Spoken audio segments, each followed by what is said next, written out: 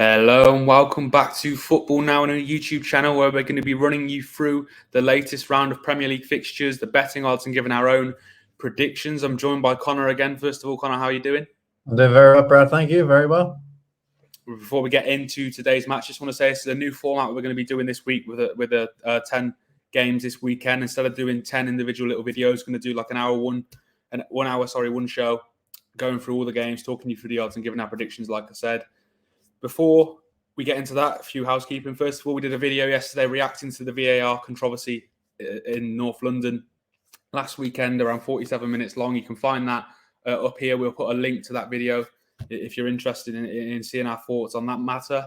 Before we get into the first game as well, I'll remind everyone of the ongoing competition we've got here at Football Now on the road to 100 subscribers. We will be pulling out a winner from all the comment sections, not just this video, all the videos we've done before and all the videos we'll do on the way to hitting 100 subscribers. As you can see there, the winner will win a football shirt of their choice. Subscribe to the channel, leave a comment. The more involved you get, the more likely you are to be that lucky winner of any football shirt which you want. Like I said, you can see there our Twitter/X along the bottom of the screen at footballnow_1. Give us a follow over there. That's where the announcement will likely be made when we do hit that 100 mark. So, first of all, we're getting to the first game, 12:30 kickoff, Kenilworth Road, Luton versus Tottenham. Connor, Tottenham, your favourite team. Do you want to run us through your betting odds first of all? Not my favourite team. Not my favourite. I want to put that out there right now. Not my favourite team at all. You see that Tottenham 49 heavy favourites, as you'd expect. It's a bit of a difficult one to predict, actually, because if you look at Luton's past two results, I mean, last week they had what I thought was a bit of a surprising result, beat Everton 2-1 at Goodison Park. This is fresh off Everton beating Brentford away from home with a great performance as well. And then midweek, they was at home to Burnley playing that postponed fixture that was supposed to be played at the start of the season. They lost that 2-1. So, they're a bit up or down. I thought they might have been buoyed after that, the first win ever in the Premier League. But then, that was a big 6 points there that they've lost. Spurs' last game was obviously that infamous game, and it will go down in history against Liverpool last week. As Brad said, you can watch our thoughts about it on the YouTube channel. Got a bit biased, shall we say. It's hard to judge how Tottenham played. I think it's hard to judge how any team plays when, number one, you get a horrendous VAR decision, but also when you're playing against 10 men, then 9 men. They nicked it at the end with a great goal by Joe Matip for Tottenham. But yeah, it was okay. It was okay. But ignoring that, Spurs are flying high this season. If you look at the last 6, they've only dropped points once out of there. They're just 1 point now off the top behind Manchester City, who we'll talk about later on. They suffered their third defeat of the season. But yeah, it's hard to look past, I think, a Tottenham victory. I think 49 there for a good ACCA builder is really good value there, because Luton at the moment, I know they got the first Premier League win before last time out against Everton, but I think they really, really will struggle. And if they are going to, start to get things clicking and getting used to this league, it ain't going to be against this Tottenham side, because I know it was a bit of a struggle last time out against Liverpool. But I mean, Tottenham are flying this season, so I can't look past the Tottenham victory, unfortunately.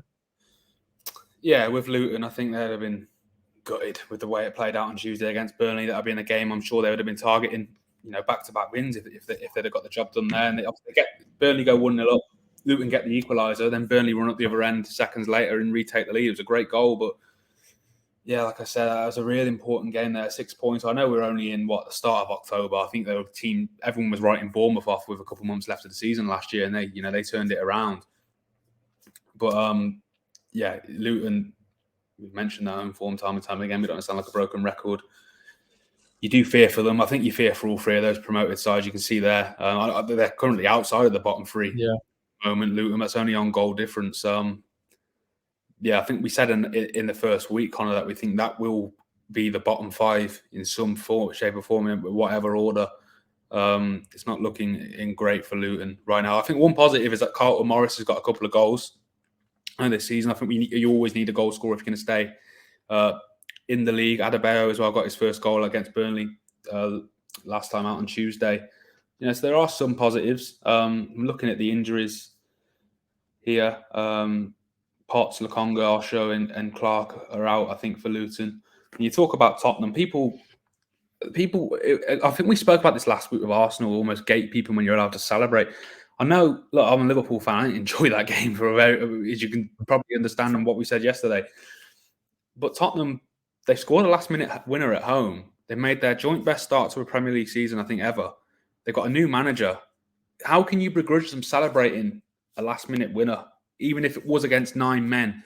I don't think, it wasn't the greatest performance. People are saying, oh, they really struggled against 9 men, but I think they made the point on commentary. You don't train for that. You don't train ever to think you're going to be playing against 9 men. It can be more difficult. I think Liverpool deserve credit for the way they dug in. I'm not so sure about that. I mean, maybe you can make an argument for 10 men, but 9 men, come on, there's no one on the pitch left. Yeah, I get that. I don't know, but I think you got to give them the credit. They kept going, and obviously they end up getting the goal at the end. We know what happened before that with the decisions, with the VAR and the officials. We've been in, for that. We can't keep beating Tottenham with that stick. It's not their fault. So I agree. I think Tottenham are strong favourites to win heavy here. Connor, I think you've seen the odds on screen now. I think you've said you back Tottenham to win it. What's your score prediction? Yeah, I mean, you mentioned there Carlton Morris has been getting on the score sheet lately, so I do think Luton will bag one, but I think it's going to be relatively comfortable for Tottenham. So I'm going to go with 4-1 for Tottenham. Just looking at Luton's next few games, actually they got Nottingham Forest away, then they got Villa at Villa Park, then Liverpool, then Man United.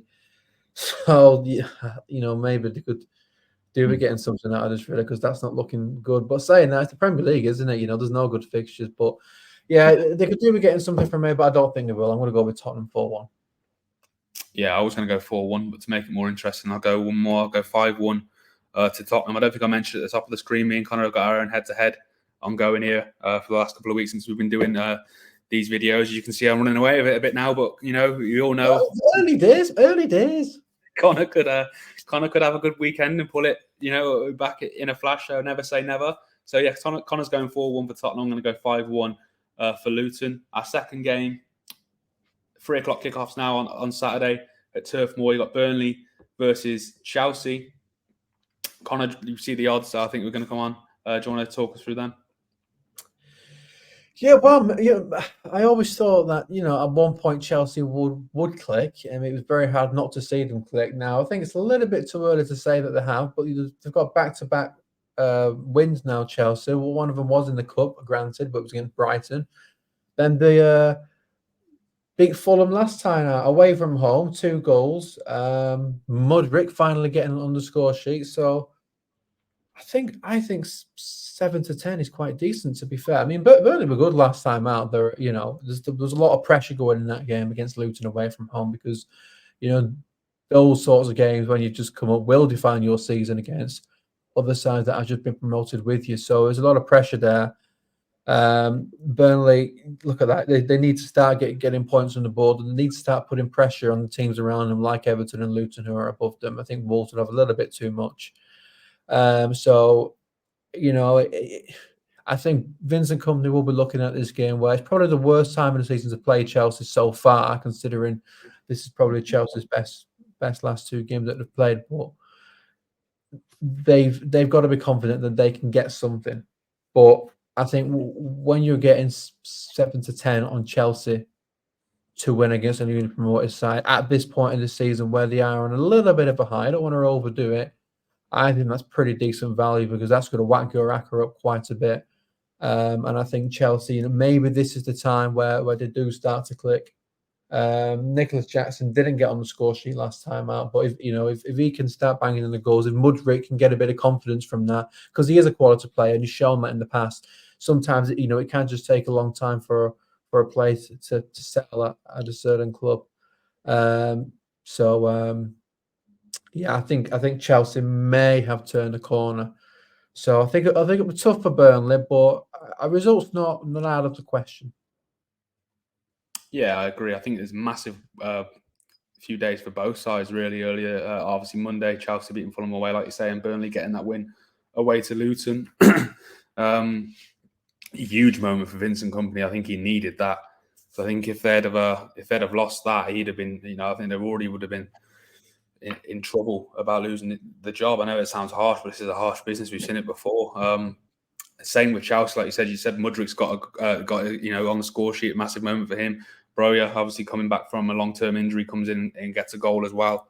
I think I was impressed with Chelsea. I thought they were going to get beat away to Luton. I think I predicted that. I think I predicted 2 or 3-0 to Luton. But Chelsea, yeah, like you said, it's a big moment for them. They got back now, and like you said, they beat Brighton in the cup. And all of a sudden, I think we mentioned this with Newcastle, football's a fickle business. You put a few wins together and all of a sudden you've turned the corner and people are forgetting about what was happening weeks before. So you never, if they can get the win here, like I say, all of a sudden things are looking up for Chelsea. I still think it's going to be a very up and down season when you bring in that many players.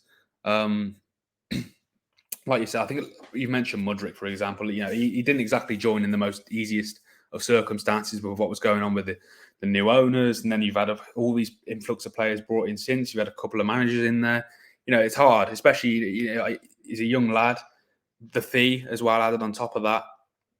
But it's an interesting one. I'm not sure where to go with it. Like you said, do you want to give your prediction first before I'll give mine?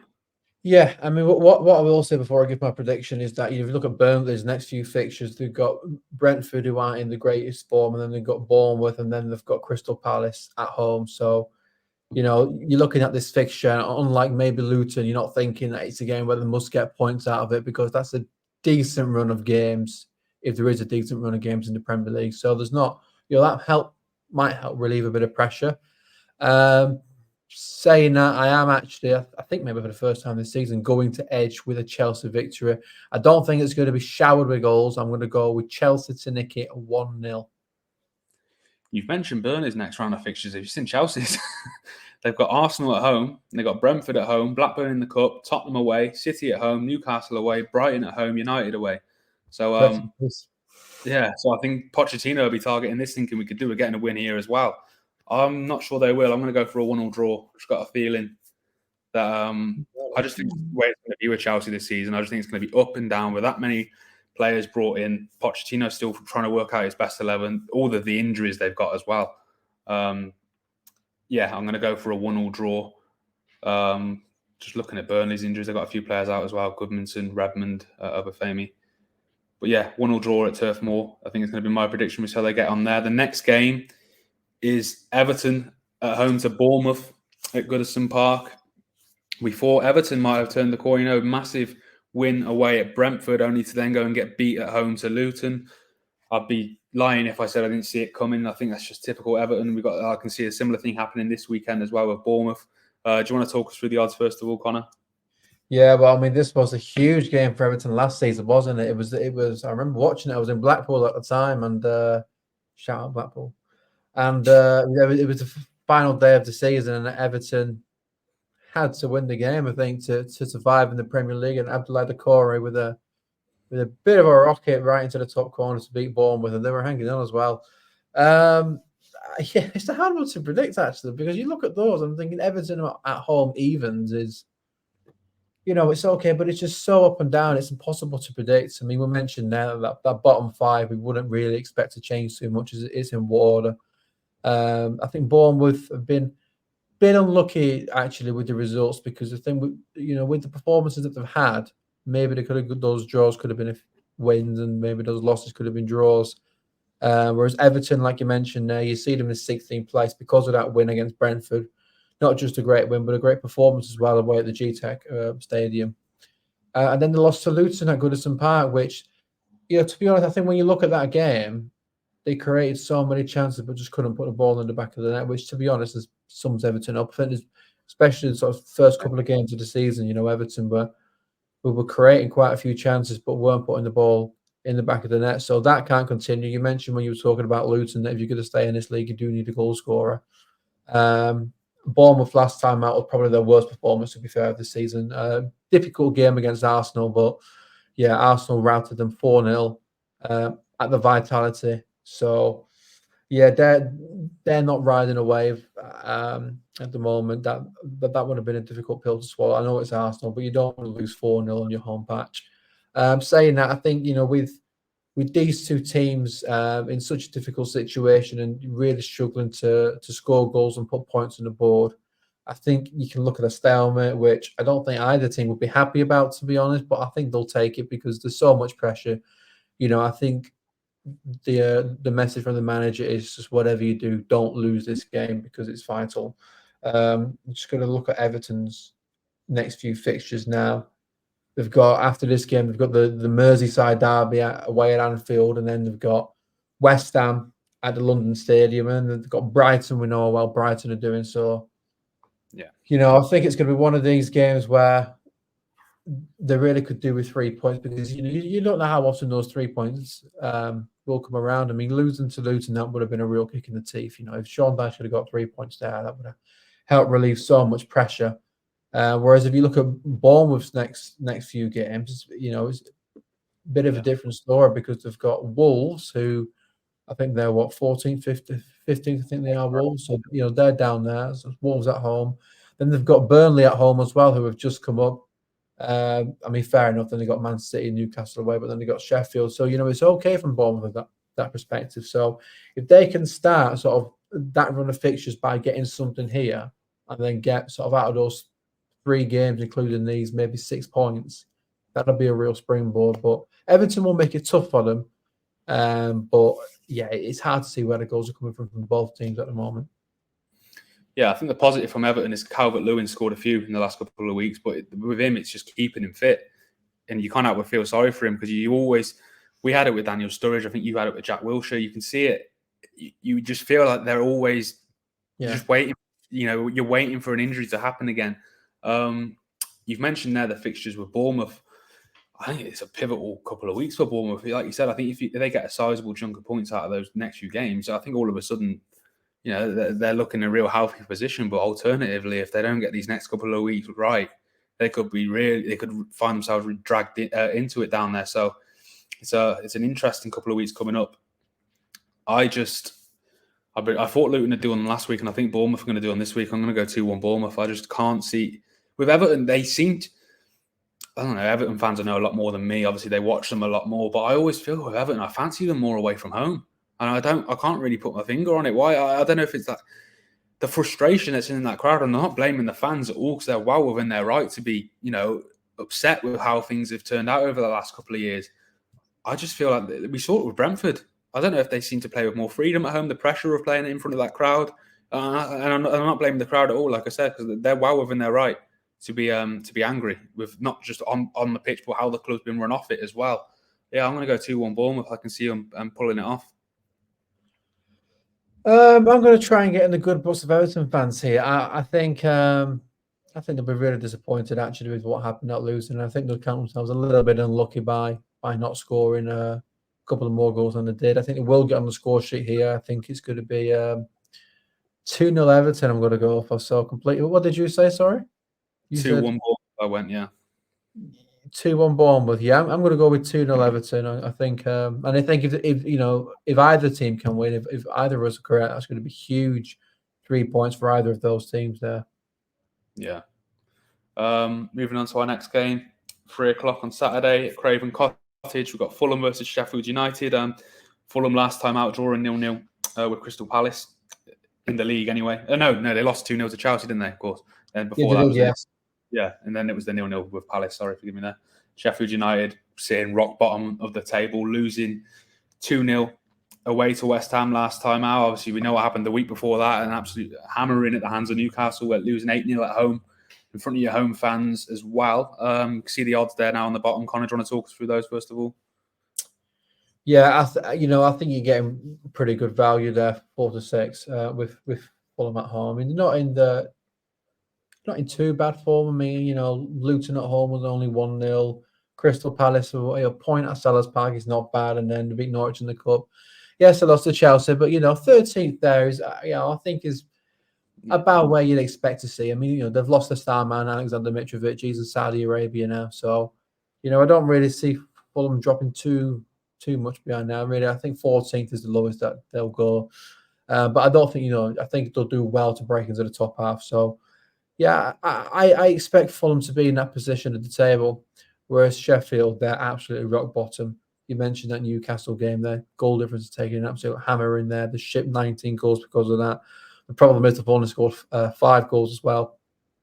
So, I think this could be, if the result doesn't go their way, I think this could be Paul Heckingbottom's last game. I respect Sheffield United's owners for not getting rid of him after the 8-0 defeat. I think that could have been a bit of a knee-jerk reaction. We've seen that before last season after Bournemouth got beaten 9-0 by Liverpool. But then they lost last time out at the London Stadium. They've yet to get a victory this season in the Premier League. So, it does come a time where you've got to pull the trigger, unfortunately, especially with so many riches in the Premier League that a lot of owners do panic when the season doesn't start well. So I think that's going to add the pressure because I think, I don't think it's a situation where the players have down tools or anything. I think they are trying to play for Paul Heckingbottom. But, the reality of the situation is sometimes you are just a bit out of your depth in this league. And I think that's the case for Sheffield United at the moment. I think Fulham, I don't think they're playing fantastically well. I think they're a huge step down from last season, but I still think they'll have enough here. And I actually think at home at Craven Cottage against Sheffield, I actually think 4-6 is pretty good, actually. I thought there might have been about 1-2. So, I can't look past that, to be honest. Yeah. I think you said Fulham mid-table. I think we've mentioned this in previous weeks. They're going to be part of that bunch around mid-table between 13th to 10th and 9th. No fears about going down, but not really threatening any European places. I think there are questions about the goals with them, as there have. We've mentioned with a few teams already. Like you said, they've lost Mitrovic. It's a big loss. It's a massive loss. They've brought in a few players. Jimenez, not the player he was since the injury. I think we've said that so many times now. Sheffield United as well, along with Luton, you fear for them. I think you do fear for them, especially off the back of that Newcastle defeat. Obviously, they lose to West Ham. Thankfully, it wasn't another heavy defeat, but they've still lost, and you need to start getting points on the board. I think the goal difference, we often see that could be it's very tight. Come the end of the season around those relegation players, goal difference can often be a factor, and you wonder whether that defeat will end up costing them in the long run. Look, at the end of when you come up, you're always probably expecting to get a few hammerings, but I just don't know. I don't think we've seen anything. I say we haven't seen anything from them. There have been a couple of games. Tottenham, they're a minute away from winning that game away from home. Yeah, at the start of the season, they were okay. Even against Manchester City, took a Rodri late goal. And even then, when it went 2-1, Sheffield had the chance to make it 2-2. So, prior to that 8-0, when they were losing games, it was only by the odd goal. They were playing well, but the problem is they were still losing. And, you could put in as many good performances as you like, but if you're not putting the points on the board, it gets to a point where that starts to become a problem. I know it's still early on in the season, but when you're 20th with 19 goals shipped, rock bottom, it's not looking good. I mean, the only saving grace, I think, for Sheffield is that if you look at after this game, I say saving grace, I mean, Manchester United, but, Manchester United at the moment are in a difficult game. And actually, and I'm not calling for anyone to be sacked here, I do want to put that out there, but I think that sort of game, Manchester United at home with how Man United are doing, that's the sort of game where, with a new manager bounce, that could get you 3 points, and the new manager bounce is a thing. We saw it not last season, the season. Oh, was it last season? Yeah, no, it was last season, sorry, when Sean Dyche came in. First game of the season for him with Everton was against Arsenal, and they beat us 1-0, and there's so many other examples of it. So I think if they do pull the trigger, then that could be a very dangerous game for Manchester United. Yeah, maybe. Like you said, at home, we've mentioned how important your home games are. The predictions. I think you've edged towards Fulham as well. I'm probably going to go for a 1-0 home win for Fulham. I'd like to see Sheffield United do something, to be fair, so I have a bit of sympathy for them. But I'm going to go 1-0 to Fulham. Do you want to give us your score prediction as well?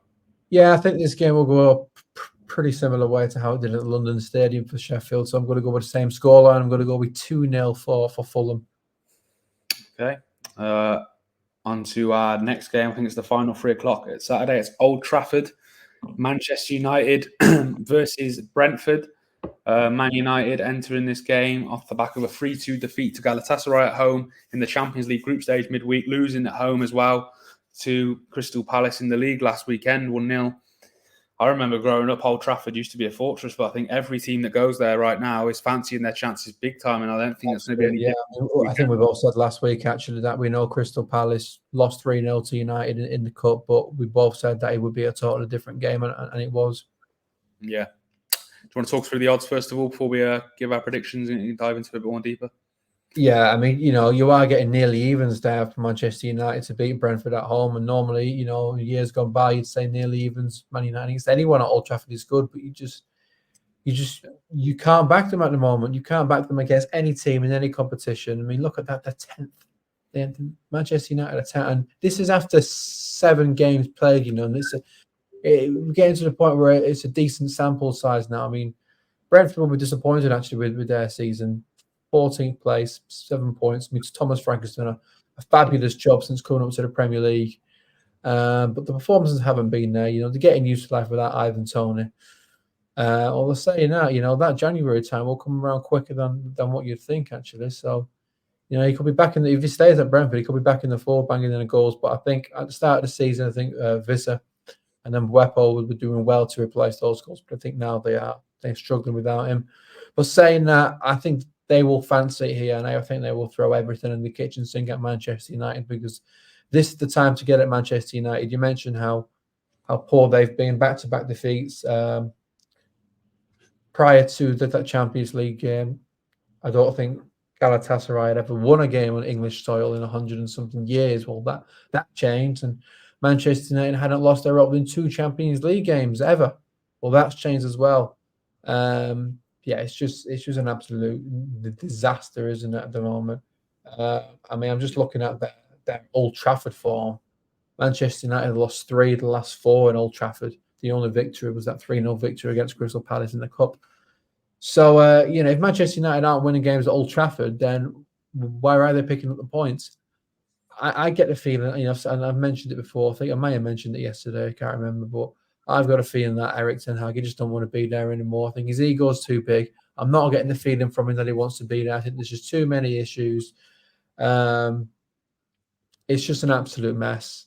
And I don't feel for them one bit, to be honest, because I'm an Arsenal fan. I'm enjoying it. We've gone through our struggles. But actually, if you're looking at Arsenal, actually, obviously, we lost Arsene Wenger. They've lost Sir Alex Ferguson.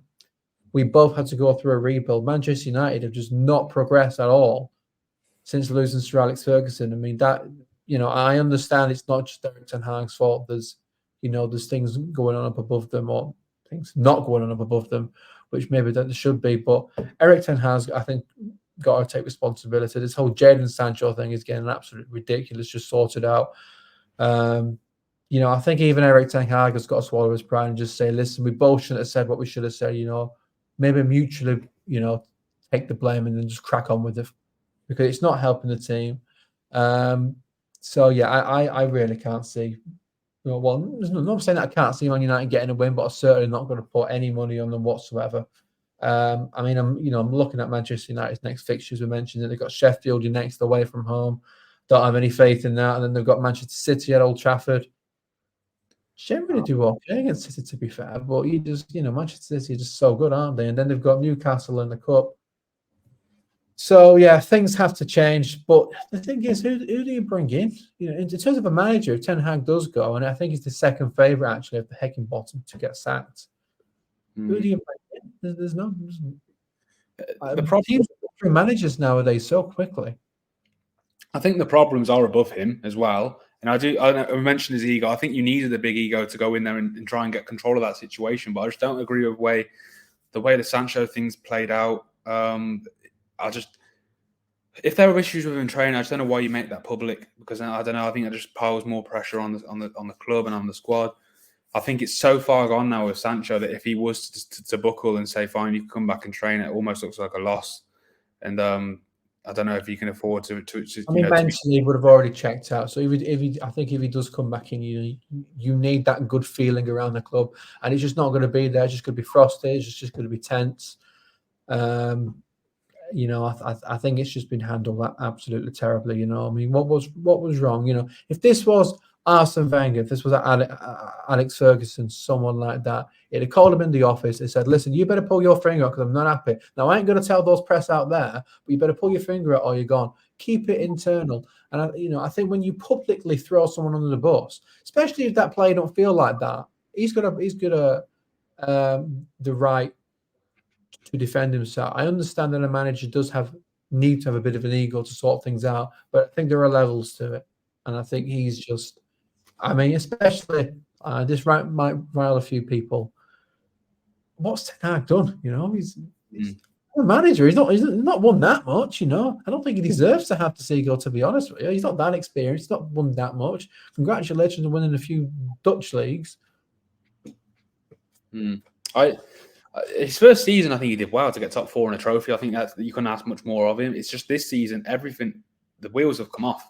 Not just on the pitch, off it. We've mentioned obviously the Sancho stuff, the Antony stuff, the Greenwood stuff, the ongoing stuff with the owners. We've said it week in, week out. I say it again. Until you sort that out, you cannot expect results on the pitch. And I can't remember which podcast it was. I saw a clip the other day. I don't even know who he was, so I apologise if whether he's watching this. I don't know. But he did say about Sancho, and he said he wonders whether Sancho is looking at Erik ten Hag and thinking, I'm going to be here longer than you are, so why should I stick it out? Because I do feel Ten Hag probably will be afforded a bit more time than he ordinarily would at maybe another club, even if this bad form continues, just because almost he's someone to absorb all the blame and the negativity for the Glazers. I think while Erik ten Hag's in there, there's something that they can hold out in front of them. Because look, we all mock Man United for the Glazers. I think we all agree that they're not great owners, are they? If you look at Old Trafford, it's falling apart. It's disgusting what they're doing, and I'm enjoying it, so I like to carry it on. Brentford, I think, like you said, I think they enter this weekend a big favourite, even though they're not in the greatest run of form. They were unlucky against Nottingham Forest. We mentioned yesterday how they didn't get a penalty. I don't know. I don't want to go back into the VAR. I end up throwing the laptop. But I'm going to go for Brentford to win this one 3-1. Give your prediction, Connor. I don't know, Jeff. It's hard really, because if this was last season, then I'd be going through the Brentford victory. I think, for all that we've spoken about Manchester United, Brentford haven't been in great form this season either. I'm looking at the next 3 fixtures. They've got United now, and then they've got Burnley away and then Chelsea away. Sorry, Burnley at home. They'll probably be looking at all 3 of those games thinking they can get something. Like I said, I said at the top of this segment that I can't ever say Manchester United to win a game, not at the moment anyway, from what I've seen. So I'm going to stick with that, but I'm going to go with the draw. I think it's going to be difficult for both teams to get on the score sheet, because I think Manchester United just struggle to create chances, and I think Brentford, without Tony, really starting to feel the effects. So I'm going to go with a 1-1 draw between Manchester United and Brentford. Yeah, I agree. Sorry? 1-1. 3-1. Yeah. I just feel like United away at the minute right now. If you could pick a game in the league, that's one of the first ones you'll be picking if you wanted to regain your form. I know that's mad. Sounds mad to say that, but your words, not mine. I'm not going that far. So you can get the pelts for that. Fanny for this video, they can call you that. United fans already will. Trust me, I've already dug that grave for myself. I might as well knuckle down to it now. On to the 5:30 kickoff, Selhurst Park.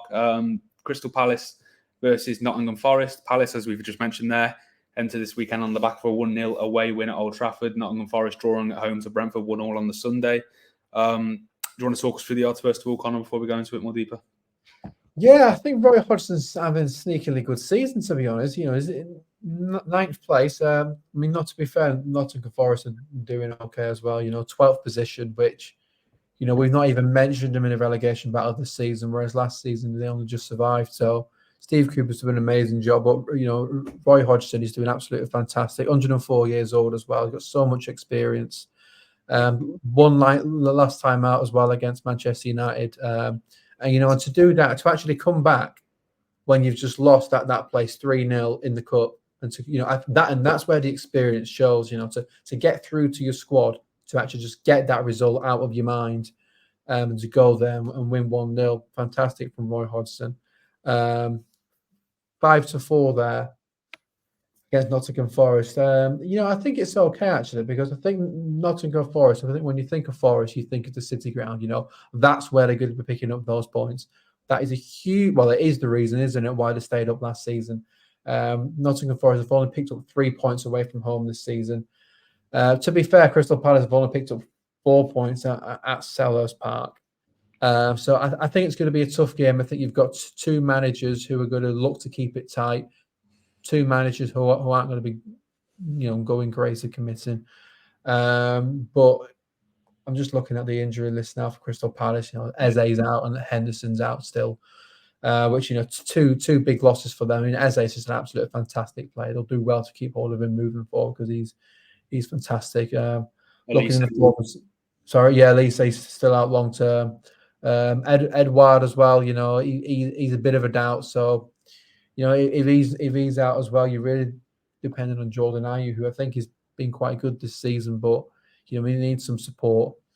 So I think it's a bit of a difficult game. I think both teams really won't want to start undoing their good starts of the season by trying to get crazy in games, trying to pick up, throw men forward and pick up points where maybe in other games would be a little bit more subdued. So I think it'll be a close game. I don't think either team is going to be strong, and I think it'll be quite an intriguing watch actually, because I think you're going to get two managers who are quite shrewd and really good at try to out tactic the other and be really organised. So I think it'll be interesting. I don't think it'll be a boring game, to be honest with you. It might not be a lot of goals, but I think it'll be quite an interesting watch still. Yeah, like you've mentioned, regardless of the form of season, Selhurst Park's never an easy place to go, is it? The atmosphere is always bouncing there. Nottingham Forest, I think, like you said, are looking more comfortable this season so far. For score prediction is a strain. I'm going to go I'm going to go 1-1 draw, play it safe. Don't think it's a terrible result for either. Like we said, I don't think either of them are going to be dragged into that relegation scrap. So I expect them both to be in and around that mid-table place. I'm going to go 1-1. Connor, do you want to give your prediction?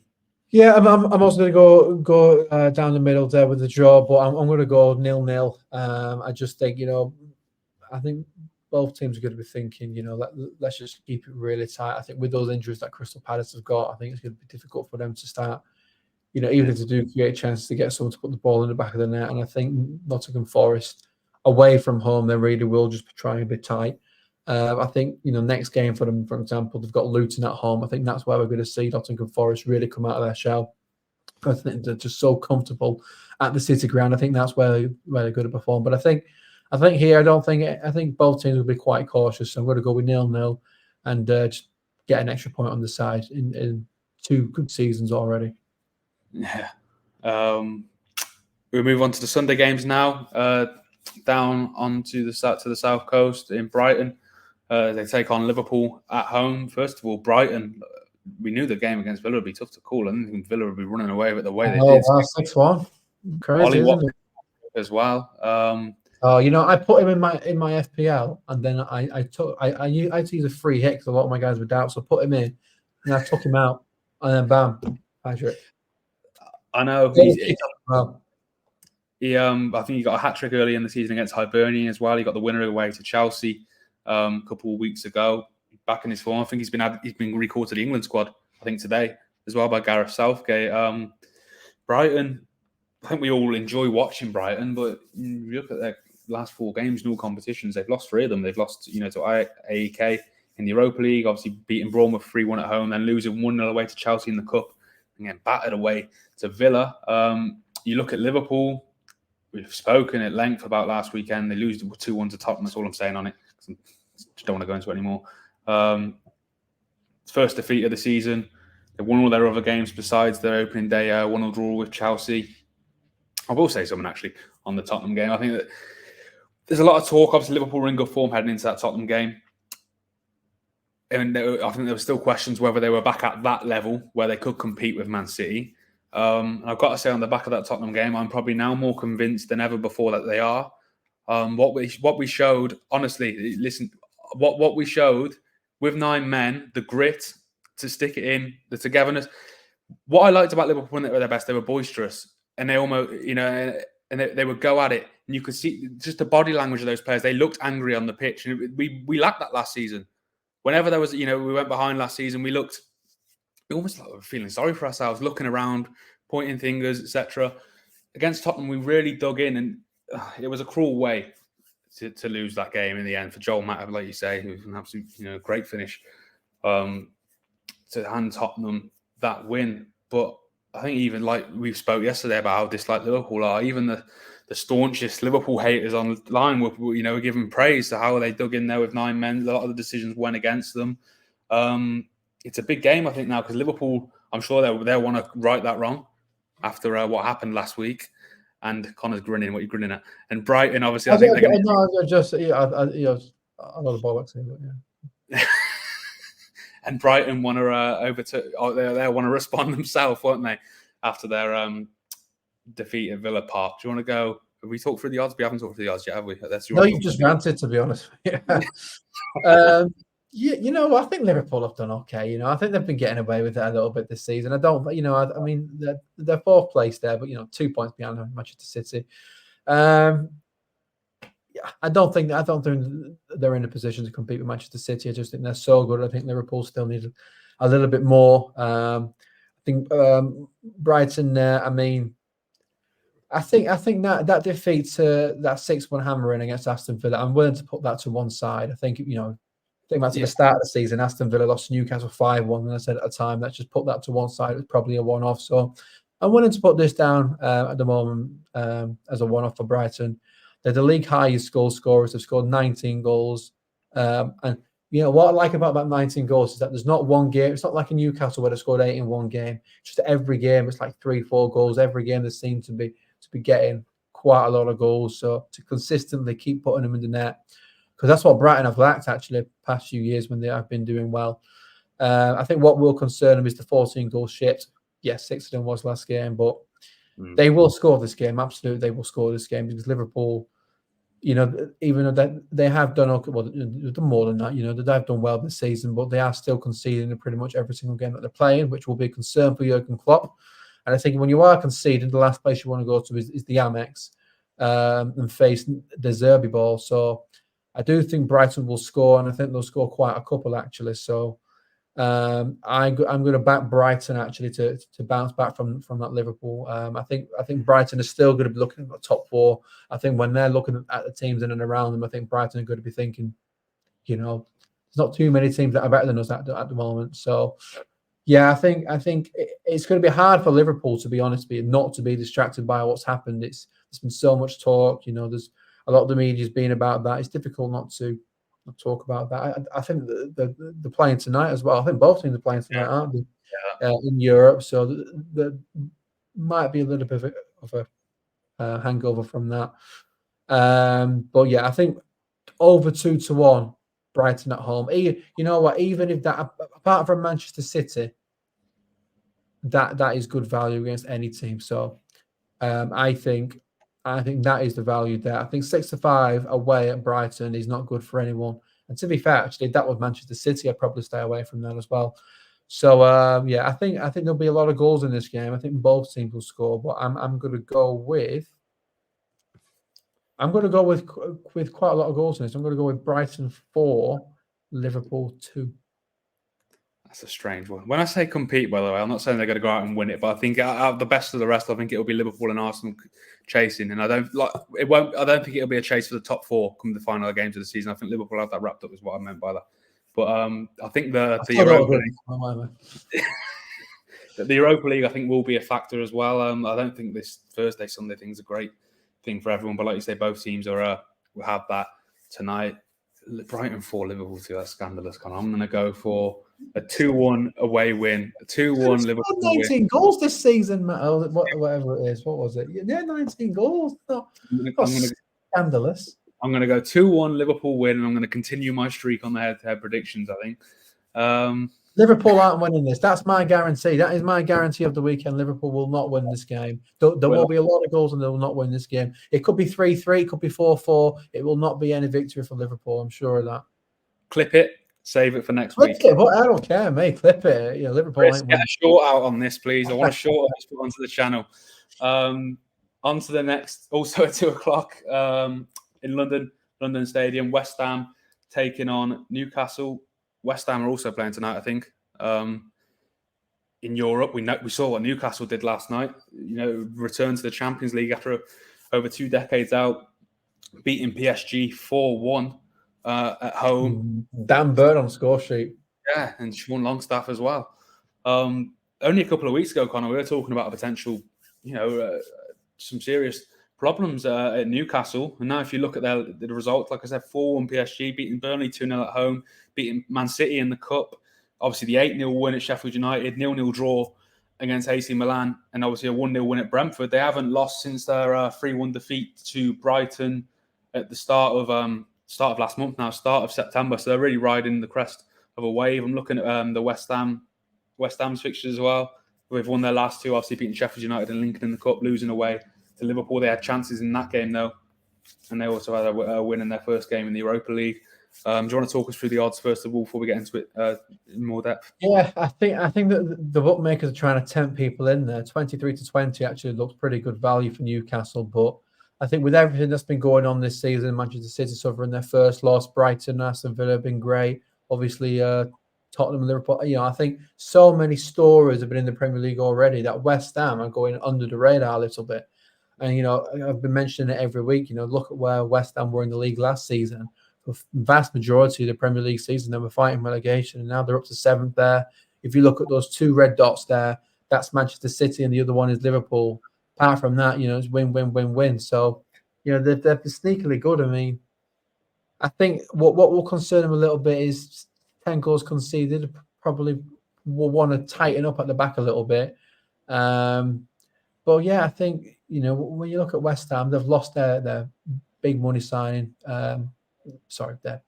Their star player Declan Rice. They've replaced him really, really well.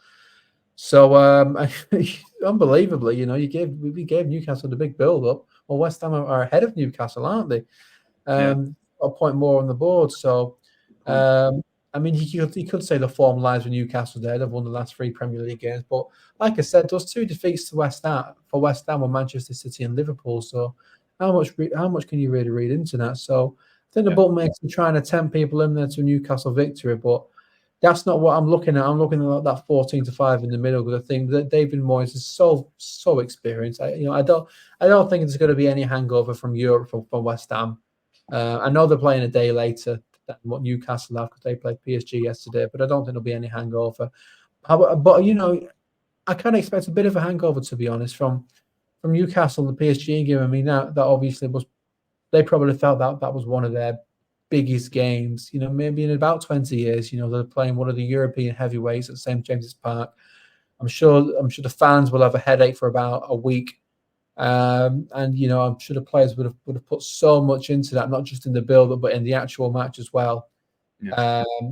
I think it's hard to go from that atmosphere and that environment, back down to earth and getting on with the job at hand. So, I think it'll be a difficult game. I think West Ham are going to make it difficult at the London Stadium. So, I was looking at that 14-5 there for a draw because I think Newcastle.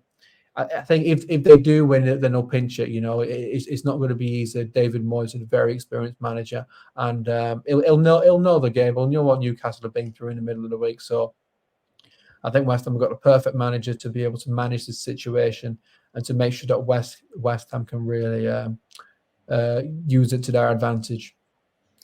Yeah, like you said, West Ham aren't the same side as they were last year in the league. At least they lost 5-1 at home to Newcastle in April. I can't see that happening again this weekend. But I'm going to back Newcastle to carry on with their positive form. I'm going to go for a 3-1 away win. To be honest, I'm not sure. I don't think any outcome here would be a massive surprise. Like you said, I think they're both 2 very good teams in good form, enjoying good seasons. But I'm going to back Newcastle to nick it away from home. Is the stream still on? The screen seems frozen. Oh, there we go. Yeah. I'm not sure what's going on with the pictures. Both of us are frozen. But it's me. Not for me. Yeah, I think I'm looking at Newcastle there, and it's I think when you are in Europe, when you're doing Europe Premier League, you do need that big squad, especially when you are putting so much into games. And they've got Harvey Barnes out, they've got Joe Willock out, Sven Botman's out with a knee injury, Joe Linton's out, Wilson's out as well. So those will start to make a difference. I mean, you're looking at West Ham's injuries. I think it's only Aaron Cresswell who's a bit of a doubt. So from that point of view, okay, we've lost Brad, but I will take over. Don't you be worrying about that. So we're going to wipe all of Brad's predictions because it's totally irrelevant. I go top of the league, but I'm going to go with a draw in this game actually because I do think that Newcastle will have a bit of a hangover from that game. So I'm just going to put my predictions there. I don't remember what Brad's prediction was. I'm going to go with a 1-1 draw. And hey, you know what? We don't need Brad. Let's just get on to the next game. We don't need Brad, do we? Wolves and Aston Villa. Right, and to our penultimate fixture of the weekend, we've got Wolves versus Aston Villa, a big Midlands derby. Connor, do you want to talk us through the odds for the game at Molineux? Yeah, I mean, I'm surprised really that you're getting 23-20 on Aston Villa to beat Wolves because I mean that's the exact same odds as Newcastle were to beat West Ham, and I think there's more of a chance of Aston Villa winning here because I mean to be fair, I actually think Wolves have done okay. Obviously, we talked about their last game; they beat Manchester City, which you can't say anything bad with that. A fabulous performance. It's so resolute in their defending at the end. But not only that, to be pegged back to 1-1 and then to go ahead 2-1 again, to have that in you to do that, absolutely fantastic. Play with no fear. I mean, they are 15th at the moment. They're only 3 points outside of the relegation zone, but I do think that they're just going to have enough to avoid a bit of a squeaky bum time, shall we say. I think if they can start putting the ball in the back of the net, which they seem to be doing fairly decent at it, actually, just over a goal a game, if they can make that click. As Pep calls him, the Korean guy got on the score sheet last game. That was always going to happen as soon as Pep said that. I think when Wolves tweeted that he scored, they put the Korean guy have scored. Manchester City, it brought them back down to earth, actually, that result, losing to Wolves there. There's only 1 point in now between them and the two teams behind them. But if you look at their form before that, then it's loss, draw, loss, and then a 5-0 victory, Blackpool. So they actually hadn't won the Premier League since the end of August against Everton there, which was their only victory of the season. So they've only won 2 games, one against Everton and one against Manchester City. I mean, how polarizing is that? And then you look at Aston Villa and, obviously 6-1. I mean, both teams, fantastic result out, 6-1 Aston Villa. I think I was a little bit concerned, actually, at the start of the season when they lost 5-1 to Newcastle because I was starting to think that's the bubble burst for Unai Emery, or the bubble has not burst for Unai Emery. I mean, that result was fantastic. They've only lost 1 match there at the past 6 games. I think that was against Liverpool, wasn't it, at Anfield as well. They've won the past 3 games, which is absolutely outstanding. I mean, I'm just looking at their previous fixtures. They beat Chelsea at Stamford Bridge as well. So yeah, they're scoring so many goals, 18 goals. I think the 11 goals conceded again might be not a concern for Unai Emery, but it was something I want to work on. Obviously, they've lost Tyrone Mings as well, which is not ideal. But yeah, I think it's great value. I really do. I think that this might be in terms of value for the weekend. I think this one is probably contender for it. So Aston Villa 23-20. I'm all over it. Yeah, I think they're both great sides to watch. I know Wolves are technically they could be in for a relegation scrap. I think they're much better than the 5 sides below them going forward.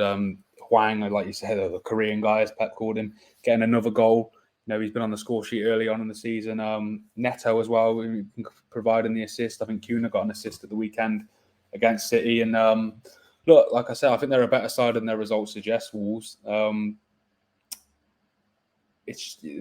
is the sort of win, I think, which can almost not transform your season, which can really lift, like I think you said with Bournemouth, that they have the potential of their next couple of games. I think it could be a real springboard for Wolves to build off. I remember watching them play Liverpool a couple of weeks ago, and they ended up losing it 3-1. But in that first half, they were brilliant. They could have been 2 or 3-0 up at the break. As for Villa, like you say, I don't think anyone would have been massively surprised of them beating Brighton, but it's how they went about it. It's incredible, like you say, what Unai Emery's done since he came in there last season. Ollie Watkins has found his form now. Like I said, he's back in the England squad. Hat-trick against Brighton, hat-trick against Hibernian earlier in the season. He got the winner at Chelsea as well. We saw how he finished the season last year. He's a real asset to that side. It's a difficult one to choose. Obviously, it's a Midlands derby as well, so there's more riding on this than just 3 points for the pair of them. Bragging rights in the West Midlands as well. It's a big game for both. In terms of my prediction, do you want to have you given your prediction? I'm not giving my prediction. No, I mean Aston Villa are playing tonight as well in the Europa Conference League, but it's a game. I know they've been a bit up and down in Europe, but I don't think that it's going to be a game that's going to take too much out of them. So I don't think that's going to have too much of an effect. No. Obviously, I think it's a pretty obvious which way I'm going to go. So the Aston Villa, I think probably the value of the weekend. So I'm gonna stick with that there. I actually think they're going to be quite comfortable, and that's no disrespect to Wolves. I just think Unai Emery and Aston Villa are flying at the moment. So I'm going to go with Aston Villa 4, Wolverhampton 1. Just looking at the injuries. Obviously, you've mentioned what's his name? Tyrone Mings out long term. I think Kamara's out. Jacob Ramsey's out as well. I think he came on and scored, didn't he, against Brighton? Yeah. Buendia obviously out long term. Brighton. Yeah. And Diaby is out as well. And I think Leon Bailey's a doubt or a question. You've got a huge injury list. I mean, that's probably the only thing that you'd say for them, that, especially moving through the season with that European campaign as well, that may have issues for them. Yeah, I'm going to go, regardless of all that, I'm going to go with a Villa win as well. I'm going to go 3-1 away win. But yeah, I wouldn't be surprised if Wolves did get something. Like I said, I think they're a much better side than the table and their results suggest. On to the final game of the weekend, the 4:30 kickoff, the big one at the Emirates. It sounds daft, but we're in October. But you already feel like this game could have a big say in where the title ends up going, just to the levels that City have set over the last couple of years, over the last 4, 5, 6 years since Pep's been in. Connor, do you want to talk us through the odds first of all, and then convince us why Arsenal are going to beat Man City on Sunday? I don't have the confidence to do that, to Brad, tell you the truth. I may have been just tempering expectations, but I don't think Arsenal are in a title. I don't think anyone's in a title race. I think Manchester City are too good. No, I know they lost to Wolves last time out, but I think City can just turn it on. And they may get the odd result like against Wolves, but I think when they really need to, they'll just kick on and run away with it. I mean, there's 1 point separating them between Tottenham and Arsenal now, and 2 points between City and Liverpool. But I think if you revisit that, at the halfway point of the season, I think City are going to have like a 5, 6, 7 point lead at least. What's not good for Arsenal is that Saka came off midweek against Lens. Arsenal lost 2-1 to Lens away from home. Looking at what Arteta said, he might be back, actually. It was a bit of a muscle injury, but it's not as bad as initially feared. So he could be back for that game. But as much as I hate to say, Manchester City, they just do Arsenal in the league. So fortunately, I've got my head down as well because I'm disappointed. But 6-4 for Manchester City. I think if there was going to be a season where we were going to do City in the league, it was going to be last season. I think we're not quite playing as well as we did last season. And I think City, I don't think City are as good as they are last season, but it's still absolutely fantastic. So there's a bit of sorrow in my voice when I say it, but I do think Manchester City get the victory here. I think 6-4 is decent value. I think, I think when Arsenal have won this season, I think our best performance did come last game against Bournemouth. Not a huge challenge, no disrespect, but I don't think we've been fantastic this season. So. Yeah, I think if Arsenal can get a point from this, it would be a big, big result for them actually, because it would keep the gap at 1 point against City. The only downside of that is that Tottenham can go top of the league. But, I'd be shocked if Arsenal win this, as much as it pains me to say it. So Manchester City win, unfortunately. Yeah, I think if you ask both of us if we thought who would win the title, we'd both say City. You're not encouraged, though, as an Arsenal fan, that, like you said, you're 7 games in. You're not only 7 games in, but you're not playing as well as you were last season. But you're only 1 point behind them, so that just shows. No, because I think we've had a decent start to the season. If I'm being totally realistic with you, I think it's. I look back to the Fulham game. That was the one, because it's crazy. You drop 2 points. It's crazy that you're still thinking about that so many games after. But Manchester City, they drop so few points. I mean, how many times did they win the league with, well in excess of 90 points? They're not dropping points. I mean, they've lost last time out. You wouldn't be surprised at all if that's their only loss this season in the Premier League. They're just that good. And even when they're not playing well, they've got Haaland who can still bag 1, 2, 3 goals. So, no, I think, we've got quite an injury list as well. Fortunately, we did have a few injuries which looked like they really could have been long-term, but they've not been as bad.